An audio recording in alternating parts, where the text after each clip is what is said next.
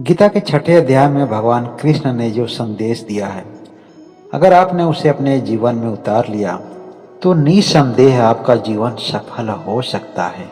कोई भी व्यक्ति कार्य करते समय किसी भी तरह की फल की इच्छा न रखे और कार्य करते समय ना ही किसी तरह की कोई कामना हो, तो ऐसा व्यक्ति घर परिवार के बीच में रहने के बावजूद भी उनकी गणना सन्यासियों में ही होती है। ऐसा भगवान कृष्ण का संदेश है जो छठे अध्याय के पहले श्लोक में उन्होंने बताया है। केवल संसारिक कार्यों का त्याग कर देने मात्र से ही कोई भी आदमी योगी नहीं बन सकता है।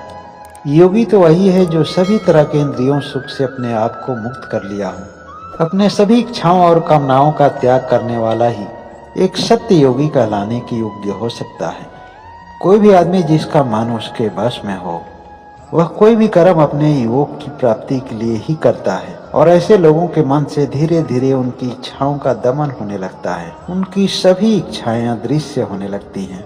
भगवान कृष्ण ने अगले श्लोक में बताया है कि मनुष्य अपनी सभी इच्छाओं का त्याग करके न ही सांसारिक सुख के लिए कार्य करता है और न ही किसी फल की इच्छा से काम करता है।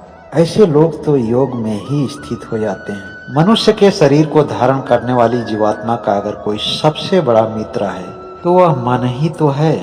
जब मनुष्य को अपने वास्तविक स्वरूप का बोध होने लगता है तो वह योग में स्थित होकर अपने जीवन को साधनामय बना लेता है।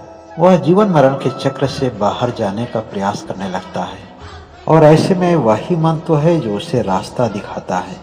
और यह तब संभव होता है जब आदमी मन को अपने बस में कर लेता है। जब तक वह मन के अधीन होता है तब तक वही मन उसे माया रूपी भ्रम से भ्रमित करते हुए उसे अनेक तरह के सांसारिक सुखों का लालच देता है। नए नए सुखों का ऐसा ऐसा सपना दिखाता है कि आदमी अपने जीवन की तेज रफ्तार वाली दौड़ में सम्मिलित हो जाता है। उसके पास वर्तमान में जो भी सुख होता है उस सुख को भी छोड़कर एक बड़े से सुख की तलाश में भागता है, जो यह निश्चित नहीं है कि जिसके लिए वह भाग रहा है वह 100% उसे मिल ही जाए।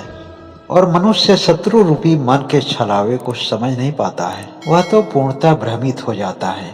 उसके बुद्धि और विवेक उसके मन के अधीन हो जाते हैं। उस वक्त वह अपनी आत्मा की नहीं बल्कि अपने मन की सुनता है।